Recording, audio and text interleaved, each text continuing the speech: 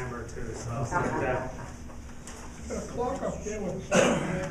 All right, this one's easy. Hi, my name is David Esrati, and I'm here to talk to you to be the congressional candidate to take on Mike Turner in the fall. You know, Congress isn't working, we all know that. We've heard people try to blame Congress, we've heard people try to blame the president, but the real problem in politics today is the money. Money in politics has destroyed what we had of a democracy.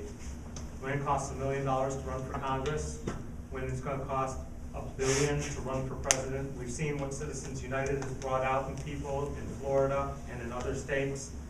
It's time to change the way we run our elections. And until we do that, we're going to be stuck with the best politicians money can buy. Mike Turner fits that category quite well. Not only does he take huge amounts of money from special interests and political action committees, but he spends it. Last time around, he had a $6,000 opponent, and yet he felt the need to spend $780,000 to make sure he stayed our congressman. To be our congressman, he doesn't do a very good job of it. Last night, he wouldn't even come to an event put on by the League of Women Voters and the Liberty Party, or the Liberty Group. There were a lot of Republicans there last night. None of the Republican candidates showed up. Unfortunately, that's what your congressman's supposed to do. He's supposed to show up and he's supposed to talk to you. That's why we call it the House of Representatives. They're supposed to represent you and I. That requires communication both ways. Unlike all the other candidates here, I've been communicating with this community almost every day since 2005. I run a site called Esrati.com where I talk about the issues, good and bad, in our community. And a lot of what I've spoken about is about Congressman Turner and his wonderful ability to make himself rich from his position. I exposed the $900,000 no-bid contract to the Dayton Development Coalition. I exposed his wife having a GSA schedule while her husband is on the Armed Services Committee and she was doing work for the Army Corps of Engineers. I found out that she was doing work for the Home Depot Political Action Committee, even though Home Depot is based in Atlanta. They came and found her firm here in Dayton because her firm was such a great firm to do their work.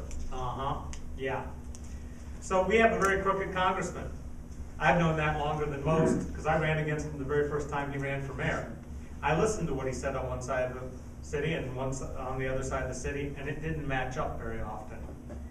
I also questioned his illegal secret meetings of the Dayton City Commission, especially the one where they discussed cutting off citizen comments from the commission and eliminating public participation. For that, I got arrested. Turner is a lawyer. Turner spent a lot of the city's money prosecuting a case, and they lost every single time. Because I am the person to stand up to Mike Turner, and I am the person to speak up for the right of citizens to speak to their government. There are a lot of things I'd like to fix, but we can't fix any of them until we get the money out of politics. We can either do it by publicly funding campaigns or setting up a blind trust, one or the other. It's time to figure out what we're going to do and move on it. But there are other things that bother me about this country.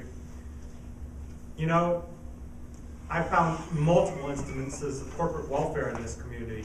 Turner is all about corporate welfare. He likes giving money to his friends and to corporations. We have to stop the policy of politicians giving our tax dollars to private companies. We just did it down the street here at GE, for GE at UD. Millions of dollars to a company that's one of the richest in the world. Turner had no problem with it. Of course, they were building on land that used to belong to NCR, who moved to Georgia, and Turner was quoted in the paper as saying, well, they'll have to find another congressman to buy, because NCR was one of his biggest supporters. I know inside and out what's been going on. I have the ability to run a campaign against him like no other. I will not run a conventional campaign. I will not spend a ton of money and engage in this money race.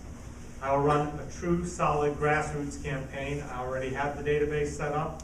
I've already got videos on YouTube. I've already got literature, t-shirts, posters, yard signs, banners up.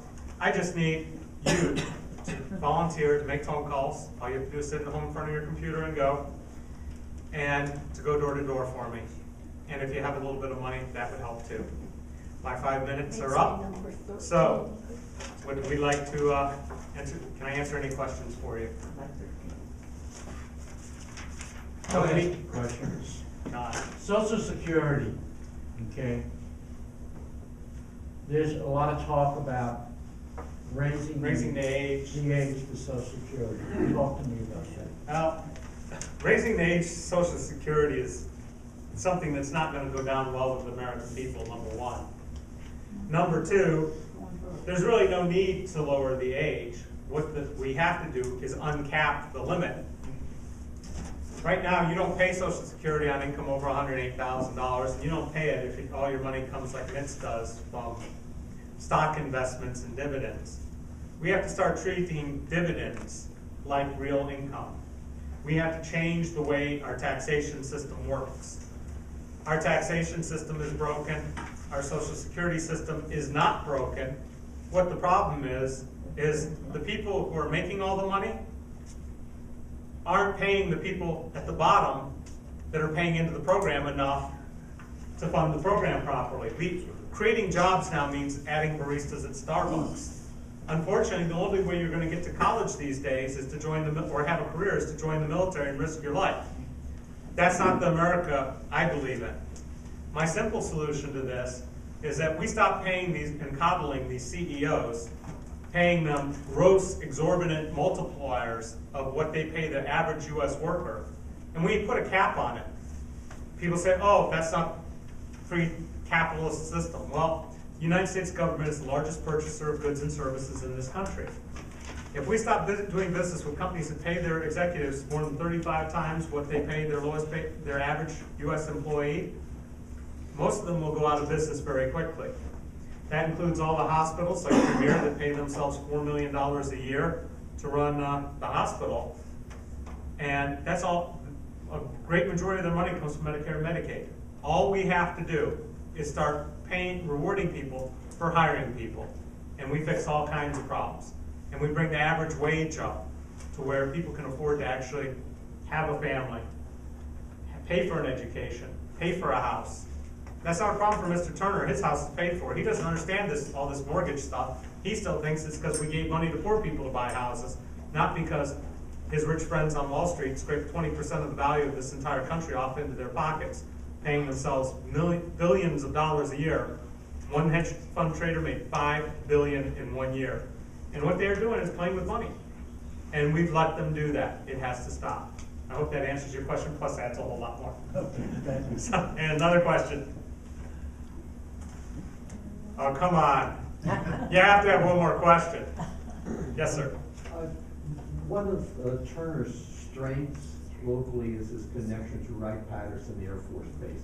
How would you campaign to weaken that connection? Well, let's talk about what he says. He says, I work for Wright-Patterson Air Force Base. Number one, that's a mistake. He works for us. Number two, they work for us. And the number one responsibility is to spend our money efficiently. That does not mean we need 12 aircraft carriers, because aircraft carriers were proved obsolete in the Falklands War. One Exocet missile cost of about $20,000, boom goes your ship. F-35. We don't have dogfights anymore, people. That stopped with propeller planes.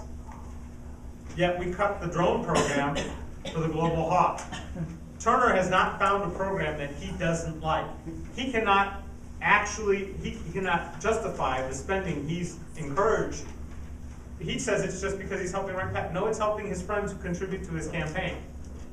At some point, we have to realize that we can't go on spending more than the entire rest of the world on national defense while we don't have roads, schools, health care. We have a low literacy rate. We've got a high infant mortality rate.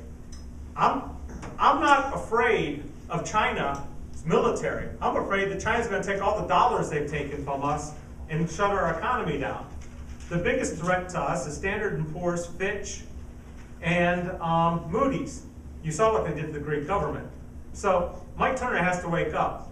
And one of the things I find incredibly insane about Mike Turner, as somebody who spent time in the military working with special operations, I can tell you nuclear weapons aren't a solution to anything. And yet he's one of the biggest proponents of modernizing our nuclear weapons. And there's just no use for them. Nuclear weapons are not a part of national defense. They're part of lunacy. And that's how I would approach Mike Turner. We can have a discussion about it because the man's never worn a uniform, he's never served, and he knows nothing about how a war is waged. Thank you very much. Thank you. And that would... Possibly a short question. Okay. That's If not, you're close. I'm done. I'm Yeah. done. I'm recording my timer. But thank you very much.